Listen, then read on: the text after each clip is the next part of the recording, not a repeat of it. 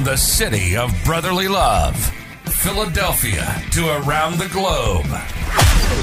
You're listening to Shark Bite Biz, your exclusive place for business strategy, sales, marketing, and tech in the roaring 20s. And now, here's your host, David Strausser. I'm your shining star, David Strausser, and it's time for another epic episode of Shark Bite Biz, your place to learn how to grow a business during complete chaos. Today's show is incredible. Many of you out there at some point during your life probably felt like you won the lottery card, okay? But not the lottery card where you become a millionaire. It's the lottery card where you get a big old steaming pile of crap. And, you just feel like you're always being dealt the bad cards. You feel like you're always behind. You're always fighting to survive. No matter what you do, you feel that you can never get ahead. You end up making excuses for yourself, basically having low self-esteem and not believing in yourself. Then you have the flip side of that. And we kind of call that the American dream here in the States. And that's where you make yourself into whatever you want if you work hard. Honestly, I think some people are born unlucky, okay? They're dealt a bad set of cards right in the beginning, the moment that they're born. And, unfortunately, there are going to be some that no matter how much they fight, they just keep getting dealt bad cards. Okay, I will acknowledge that. Not everybody can reach the dream that they're looking to achieve, but I think that is the very small minority of people out there, a very, very low number. 99% of the people out there watching this video on YouTube, listening to this podcast on iTunes, you can reach your goals. Sure, maybe you won't be a millionaire, okay? But you will be able to earn a decent living if you go after your dreams and stop making excuses for yourself. Today's guest is somebody that fought against all odds. Saying he had nothing is actually giving him too much credit. In fact, if anybody could have been born with negative life points, it would have been today's guest. Today's episode is going to inspire you and show you that, yes, more than not, you can overcome the luck, or I guess we could say the lack of luck that you were born with. You can shake off the past and be who you want to be. Be careful though, okay? This show is going to push your emotions. It is an amazing story, and I cannot wait for my guest to explain it. So who is today's guest? Nelson Tressler. Nelson Tressler, the author of The Unlucky Sperm Club, was born the product of a brutal rape of a girl that was only 15 years old. His grandfather was eventually sentenced to life in prison for killing the man that his mother identified on the witness stand as her attacker, a police officer. She was later married to an alcoholic who was extremely abusive, both physically and emotionally, to both of them. Money was sparse. His mother on welfare and his stepfather couldn't keep a job. Nelson suffered from dyslexia and having an unstable home life. But despite all of that, Nelson has overcome it all to start over 10 businesses, manage over $25 million in real estate, and helping others to overcome the cards that they were dealt with at birth. So without further ado, I'm honored to say, let's bring Nelson Tressler on in here. Personal growth. Nelson, welcome to Shark Bite Biz. So glad to have you here today, man. Hey, appreciate you having me, David. Oh, no problem. So we have a tradition on this show. Very first question is usually, hey, what's your background? what's your experience, what makes Nelson Nelson. But I want to kind of preempt this because you have an amazing story that is really worthy of digging into a little bit. Do you mind telling us your story? Yeah, no, absolutely. I do have a very original origin story. My mom became pregnant with me when she was 15 years old. My mom is one of 15 children. Her father was the local trash collector in a small town. And while my mom was pregnant with me, her father drove into the town square, saw two police officers there, stuck a gun out the window and opened fire on those police officers, killing one and wounding another. And my grandfather was brought to stand trial for what he did. He was facing the death penalty.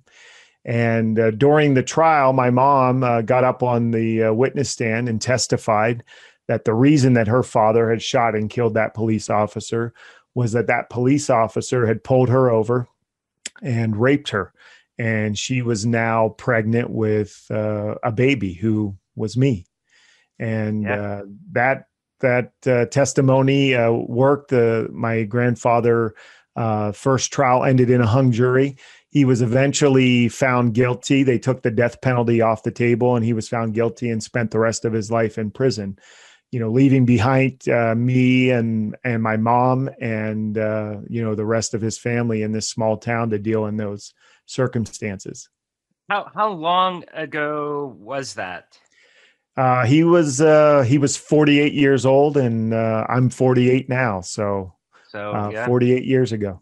Wow, that is crazy. I mean, we often talk on this show about character building lives and crossroads, that really build the character of an individual. For me, it was when I was 18, 2 months after September 11th, I ended up moving to Tijuana, Mexico, and lived in a ghetto for about 15 years, where I built myself up, actually worked for the Mexican government, and now I'm an executive running the whole Northeast for a fairly large tech company, Vision 33. Would I be here today if I didn't move to a ghetto in Mexico and live that dirt poor life of crossing the border every day and doing everything I did? I don't know. It made me who I am. And obviously your story, what has happened, I mean, I'm sure that has definitely built you into the way that you are. Yeah, and I mean, my life, it didn't necessarily get any easier after that. My mom's 15 years old when she has me, but eventually, she turns 21 and she starts to go to bars, and she found a peach of a man at a bar, and who ended up becoming my stepfather. And come to find out, he was an alcoholic and, pretty much emotionally and physically abused me and my mom almost every single day. Wow. So dealing with that. And eventually, my mom has 4 other children with my stepfather. And because of the lifestyle that they're living, I'm helping take care of the kids. And, I'm not going to school very often because my mom would rather me stay home. And when I hit the 4th grade, I looked down at my report card to kind of see where, who my 5th grade teacher was going to be. And it was at that time that I see straight F's on my report card and that I would be repeating the 4th grade. And Wow. It probably shouldn't have come to any surprise to me. I probably missed 60 days of school that year. I couldn't read. I couldn't write. I still can't spell. The following year, I was placed into special ed to try to get the help that I needed. And eventually, that's kind of took me up and through the 4th grade. Yeah.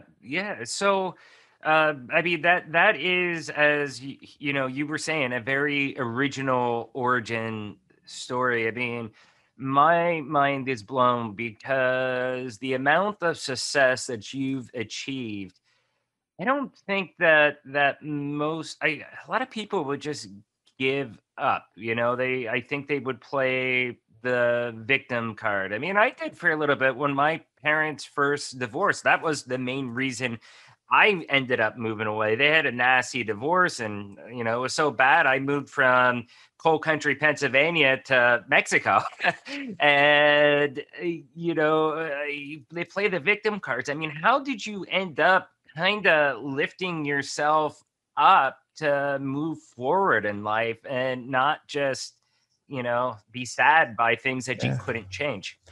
Well, and I talk about this in my book, the Unlucky Sperm Club. But one day, my stepfather was walking home drunk from a bar, and there was somebody else who was driving home drunk from that bar, and ended up hitting and killing him. And it was at this time. Now, my mom, as rough as her life has been, she now has 5 children. She's dropped out of school in the 8th grade, so she has no education, never worked outside of the home. And as bad as her life has been, losing my stepfather, everything that she's kind of known, she felt hopeless. And it was at this time that she decided she was going to take her own life. And fortunately, she was not successful in doing so.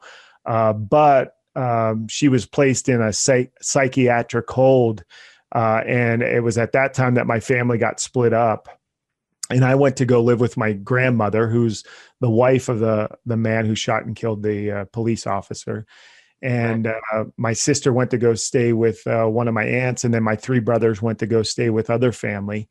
But when my mom eventually got out of the psychiatric hold, it was at this time that she determined that she was not able to care for all of us on her own. And our family was split up, and I ended up staying with my grandmother.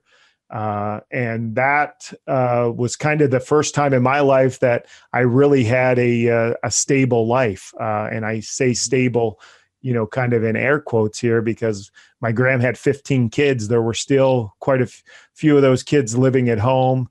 And because of the person my grandmother was, she was caring for 5 or 6 of my cousins at the same time. So living in that household, but, I didn't have to worry about somebody coming home drunk and beating me or my mom, or, having to care for kids in the middle of the night and doing all that stuff. And the one thing that my gram, education was never a huge priority in our family, but the one thing that my gram expected was you were at least going to go to school. And that was probably because she needed a break from all the kids. So she was making sure that they got out of there. But definitely. Yeah. For the first time, though, what I realized, was that I wasn't stupid. When I was going to school, I had my struggles for sure.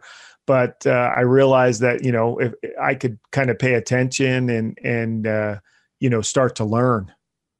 Yeah. Yeah. So were you the oldest out of all your siblings? Yeah, I was the oldest. My mom had me when she was 15. So. Yeah, that's what I figured, but I wanted to be sure. I mean, that is just, again, an incredible origin story. So let's fast forward real quick. Now that we know where you came from, tell us where you are actually today.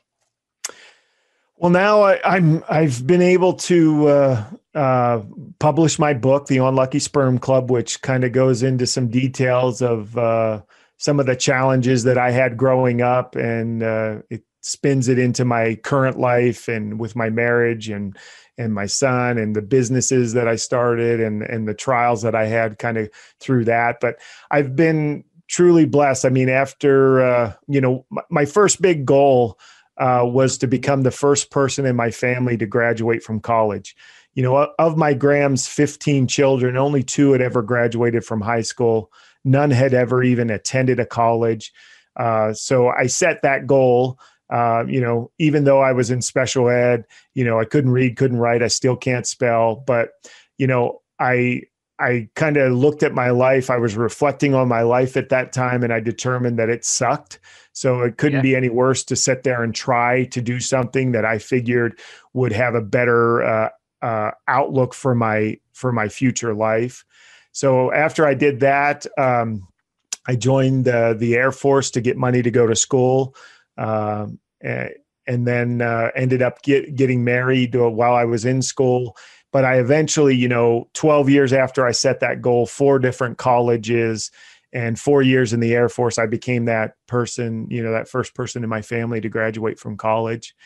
And it was at that time that I determined, geez, if somebody like me, somebody who came from where I came from, was able to graduate college by setting a goal, what else could I do with my life? What other things could I do if I set goals and really focused on becoming a better version of myself? And that's when I became obsessed with personal development and goals.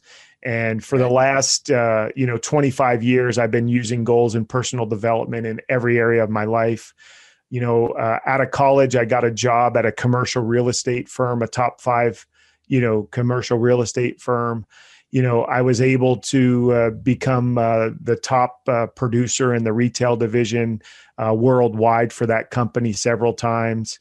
Through goals, I've been able to start more than 10 businesses, including one of the largest privately held pet resorts in the country.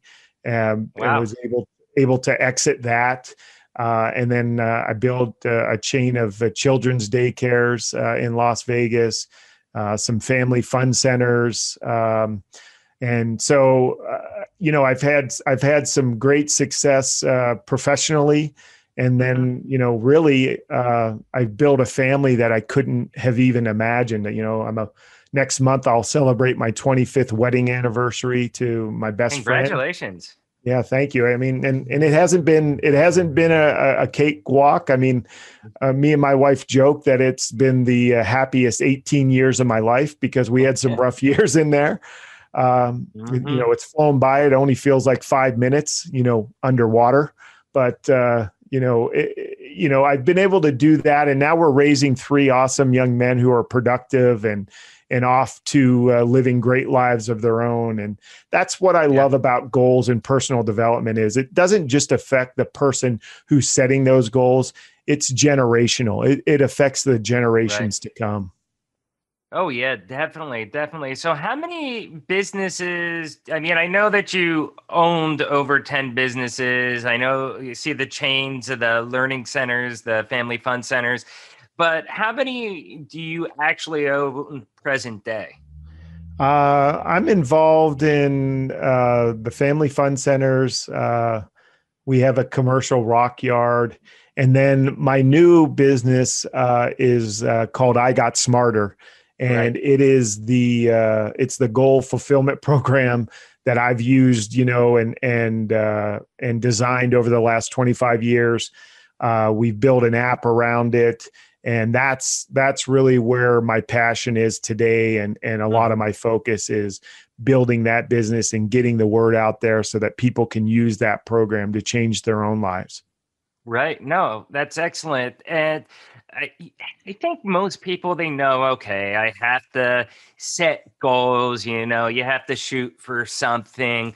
But really, what makes how you do your goals with I Got Smarter different than what, a traditional person might do when they're just writing out generic goals? Yeah, you know what? There's so many things in this program. And like I said, I designed this program over the last 25 years, and I kind of took what worked for me, what didn't work, and where I felt like a lot of people fell short with their goals. But I mean, for instance, a lot of us have probably heard of SMART goals. I Got Smarter is kind of a takeoff of that, because even with SMART goals, 92% of New Year's resolutions are given up on or fail within a month or two.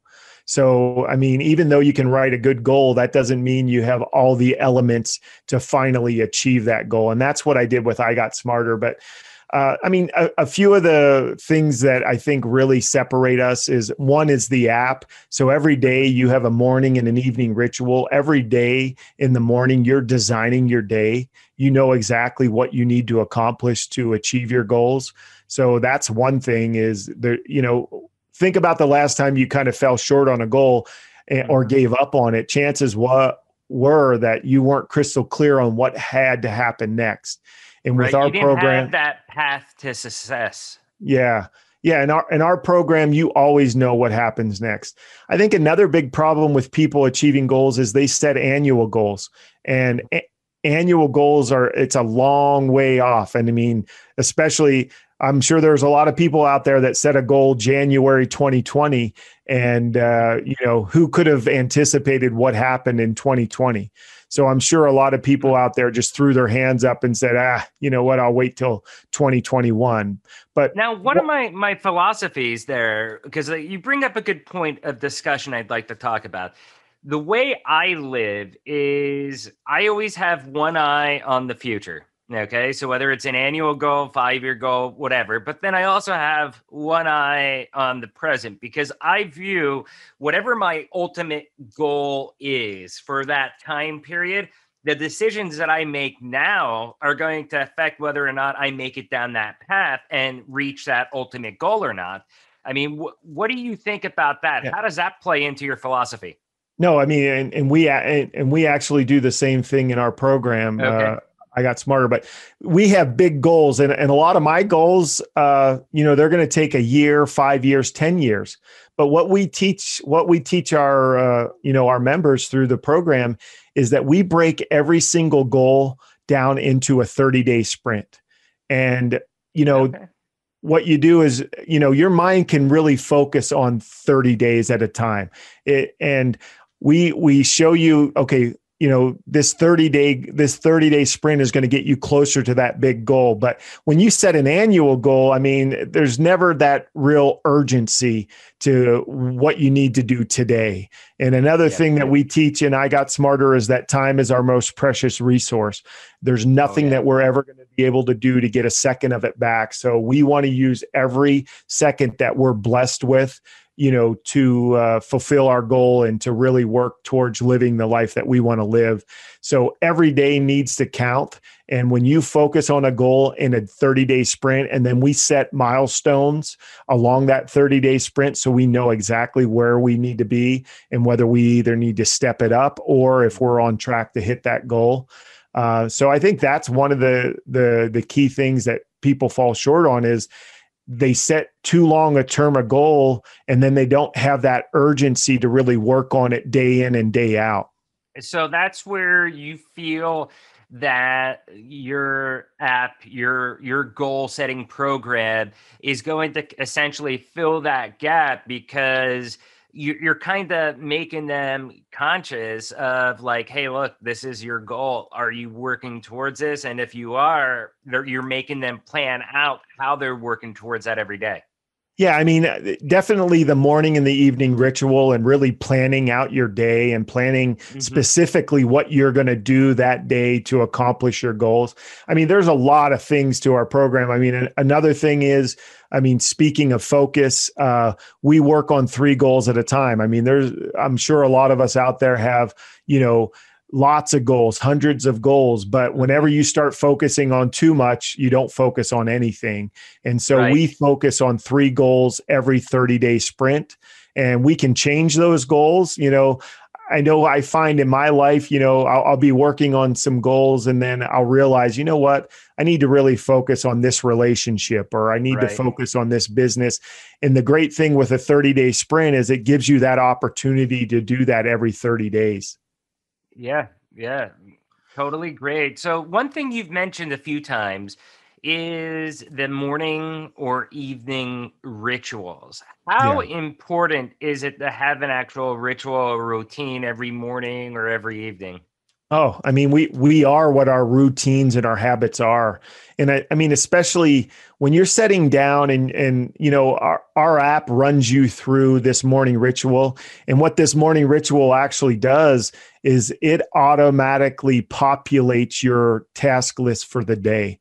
And you learn a lot of things. I mean, part of our program is, we give gratitude every day, because one thing we find is if you're not grateful for what you have now, chances are you're not going to be grateful for what you receive. And there's a big difference between being, complacent or being comfortable, and then being satisfied, and then having gratitude. So we never want you to be satisfied. We always want you to be reaching out there for your greatest potential. but we want you to be grateful in all things. So we do that every morning, through the app. And then, we teach the I Got Smarter strategies and philosophies. So you're always learning and being able to use these philosophies and strategies throughout your day. And then you review your goals. First of all, we teach you how to write a proper goal. There's so much that goes into writing a proper goal and writing it to where your mind is actually going to essentially go on autopilot to find a way to accomplish that goal. So we teach you how to do that. And then I smile because I have to sometimes rewrite the goals we use SMART goals with work. And, HR is like, no, David, that can't be a goal, right. Make me rewrite it. So that just triggered a memory. But that's totally important. Yeah. And one of the other things that we use in the I Got Smarter strategy is we allow you through the app to invite a success partner, an accountability partner that sees what you're doing in real time. So, whenever you're doing your morning ritual and you finish it, it sends your partner an alert that you've finished your morning ritual. So now they see, oh, David's finished his morning ritual. I need to get going on mine. Or it shows you that, hey, maybe you haven't accomplished your morning ritual yet. Your partner gets an alert that you haven't, and he can kind of give you some encouragement to get it done. I think, there's a lot of studies out there that show that you're 95% more likely to accomplish your goal if there's somebody else who knows about it. And I know accountability gets a bad rap. I mean, we all kind of envision that football coach or sports coach in our face yelling at us, but podcast host. Yeah, exactly. Exactly. So that's not the kind of accountability that we teach at I Got Smarter. The accountability that we teach is we're there to encourage and support you to be accountable to yourself, to do the things that you said you were going to do. And that helps, in and of itself will make the biggest difference when it comes to achieving your goals. Yeah, no, I totally feel you. And in fact, with the podcast, even when I first launched this, I guess I decided to launch in April, figured everything out. I had a lot of things I had to figure out to get it launched. So we launched on July 6th. And I was like, hey, how should I do this? How can I guarantee that there are no excuses that I am going to have the episodes out on time, every week? And because building a routine with your episodes is critical for podcast success. We do it every Monday and every Thursday at 6 a.m. So what I did was I was yelling it from the mountaintops, did a press release, everything. I mean, everybody knew it from my job. This is a personal project, but I am allowed to use Vision 33 resources. They love me doing this, as does SAP. And I made sure everybody knew about it. And a lot of people from my work, we have nearly 500 employees, subscribe to the show, watch the show, listen to the show. And that gives me accountability, because if I just stop one day, it's going to be embarrassing. Like, what? Did you fail? Did it not work out? Did you just get lazy? And I don't want that. And it keeps me motivated, whether I am sick. I mean, I had strep throat, about 6 weeks ago. I could barely talk, but I was able to suck it up enough to be able to record the intro, outro, and get the episodes up. So it's really an awesome tool for accountability, being able to share those goals with people. Yeah. And I mean, we have some other strategies in there. I mean, every goal that we set in our program has a self-imposed positive, reinforcement that we're going to reward ourselves with. We also have a negative consequence that if we don't achieve our goal, we're going to have to follow through with that. And one of the most unique things is your partner can set a negative consequence that they're going to do if you don't achieve your goals. Now, you may be willing to let yourself down, but hopefully you're not willing to let your partner down by not doing what needs to be done. And It's a whole different mindset that somebody else is on the line if I don't accomplish this goal. And that's kind of what you've done by, yelling it from the mountaintops, is everybody's aware of it and counting on you to put these podcasts out there. Yeah, I mean, that's why in the first, I think it was like 30 or 45 days, we had already 1,500 subscribers. I have a huge network. And doing that, I mean, it gave me a running start, but it's holding me accountable. I don't want the professional or personal embarrassment if I just stop on it, because I view that's going to reflect negatively upon me. People are going to be like, look, he just spent all that money, bragging about it, whatever, and he didn't even follow up and finish with it. So it's definitely motivated me, kept me on schedule. But one last topic I want to talk here about. This is something else that you've mentioned a few times, and that is focus. Okay. How important is it to be able to be focused, maybe not multitasking, noise in the background, whatever, just pure focus? And what tips and advice do you have built around that? Yeah, I mean, I truly believe that with enough time and enough energy and enough focus that you can really accomplish any goal in your life. And focus is so important. I mean, take the sun, for instance. I mean, the sun is putting out that heat and that energy, but now put a magnifying glass to it and put that on paper. And now you'll start a fire just from that focus. And that's what happens when you're really focusing on your goals and you're focusing on living your life with purpose. When we're not focused on our goals and what we want to happen and what we want our life to look like, we pretty much let the world push us, side to side, and we're reactive. We're just kind of getting through the day. But our program brings in that hyper focus on becoming that better version of yourself. Another thing we use in our program is an alter ego, and that alter ego is the perfect version of yourself, and they always make the right decisions. And that brings that focus of you becoming that better version of yourself as well. Well, that's good. You're finally going to give the voices in my head an actual physical place. Right.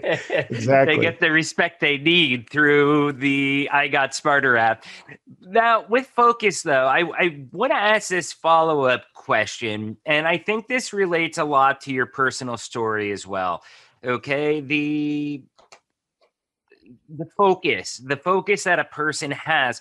How much should you focus on things that you can't change compared to that you can? I mean, to me, it's a no-brainer, but somebody like your story, I mean, there's a lot of stuff there that can really suck people's time, energy, just thinking about that. And it's hard to focus on other stuff. How do you break through that barrier, break through that cycle?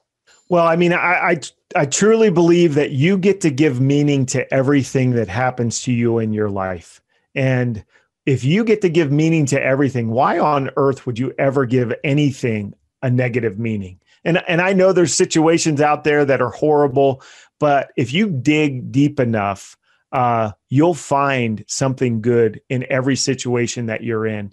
And that was kind of with my childhood and my origin story. I gave that a negative meaning forever, and it drained me, and it was a weight on my shoulders that I had to deal with that. But the day that I decided that, you know what, I'm going to use this story to help motivate and inspire other people, and use it to have them, try to live the life that they want to live. And as soon as I did that, and as soon as I gave that a positive meaning as opposed to a negative meaning, it started to energize me. And now I get excited when I get to share that story, as opposed to throughout so much of my life, I never wanted to talk about that. And anytime that it would be brought up, I'd have shame and embarrassment. But now when it's brought up and, I write a book about it, that's how much it's changed in my life. Now I get energy from it. So that, as far as being able to control it, give things a good meaning. But as far as like trying to focus on things you can't control, I mean, that's like trying to control the wind. Why would you put any energy towards worrying about things you can't control? I mean, I can only do the things that I can do. I can only control the things that I control. And that's where your focus needs to be, because everything else is futile. I mean, trying to worry about things that you have absolutely no control over is madness. The discussion.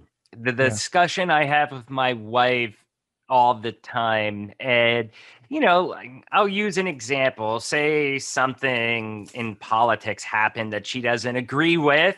She'll show me, she'll complain about it. And she's like, why aren't you upset about that? You believe the same thing I do, right? I'm like, yeah, but why should I get upset? I mean, unfortunately, I'm not in a position to change that. It's just going to waste my energy, waste my time. I'd rather be doing something else. In fact, I'd rather watch Netflix over worrying about that. And it's a constant discussion that I have with her, just trying to get her to grow a little bit more, so where she really focuses on things that she can control.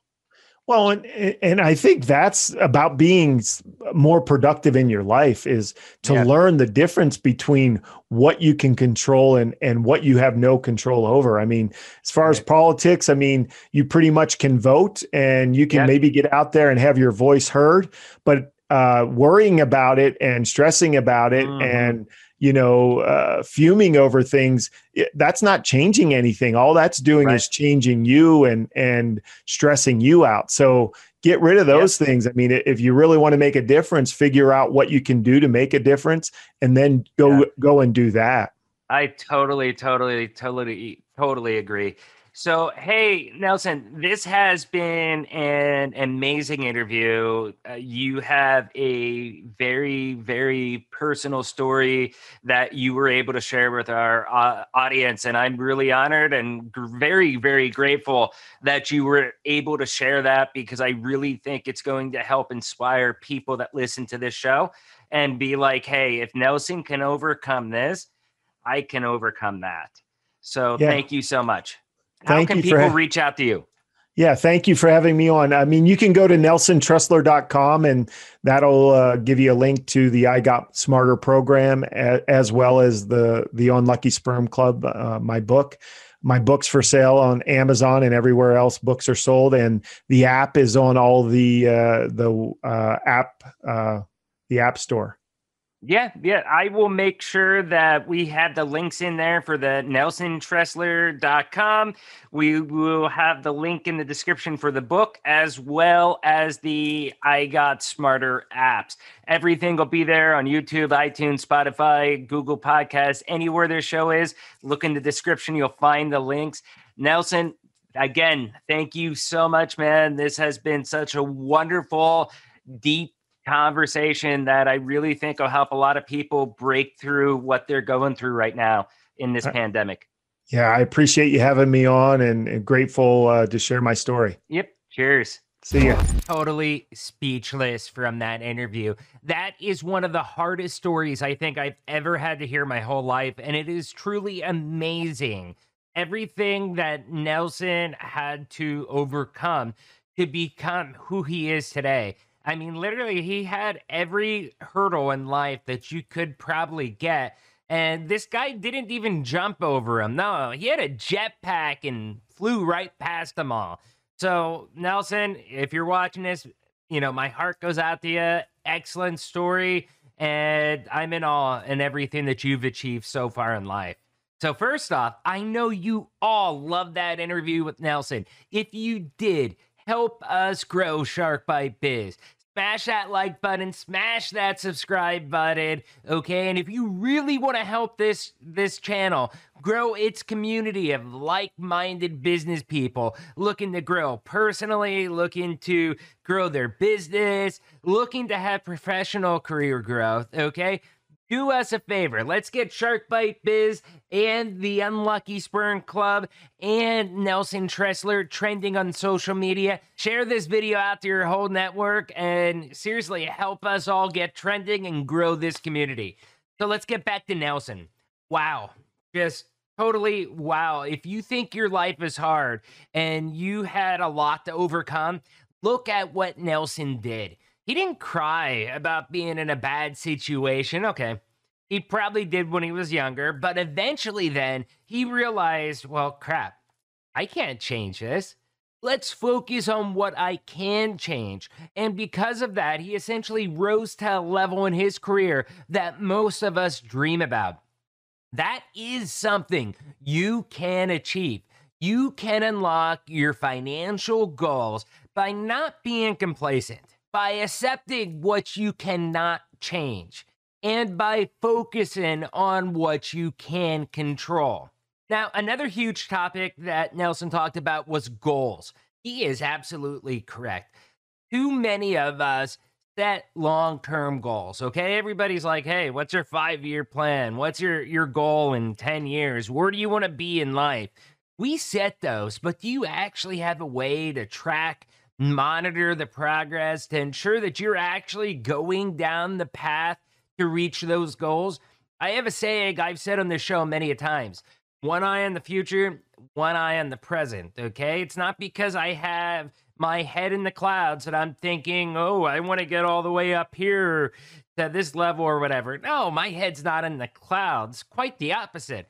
I'm grounded, okay? I'm looking at the future today because the decisions that I make today could easily impact where I'm going to be down the road. Am I going to reach that goal? It's going to lead me to that 5, 10, 15-year goal, or it's going to lead me astray. So that's where, you constantly have to be evaluating that, and you need to be looking at your goals and actually tracking the progress to see if you're going down the right path or not. I want to get to another critical part that is important for success.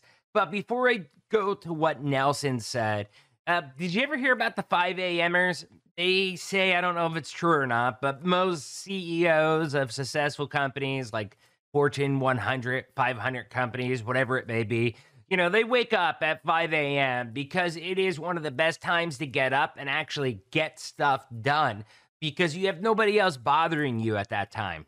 And I think that if you start doing that mentality and then you start mixing in what Nelson was saying about starting your day with your rituals, ending with your rituals, and as part of that morning ritual, really just start planning out your day because that is a huge step in getting into the next level of success. Think of it as a map to your goals, and this is going to allow you to unlock the achievements of life. Considering where Nelson came from and being able to turn that into millions of assets that he has today, guess what? I'm taking Nelson's advice. So this has just, again, been an incredible interview. It was very personal, really hearing this very hard to overcome life story of Nelson Tressler. Nelson, I thank you for your openness. I thank you for coming onto this show and really giving us this down and dirty personal story of your life and everything that you overcame to get where you're at, to help teach us, to help motivate us, to help inspire us to do the same with our lives to get to that next level. So once again, I want to remind everybody, the book is The Unlucky Sperm Club by Nelson Tressler. You can find it online on Amazon. I am going to have the link in the description. I could tell you it is an excellent read. I've been reading it slowly on my Kindle, and I love every page of it so far. Remember, if you too want to be a guest in the show because you've got an amazing story just like Nelson did, make sure you send me an email, david@sharkbitebiz.com. Once again, I'm David Strausser. This is Shark Bite Biz, and we'll see you all next episode. Ciao.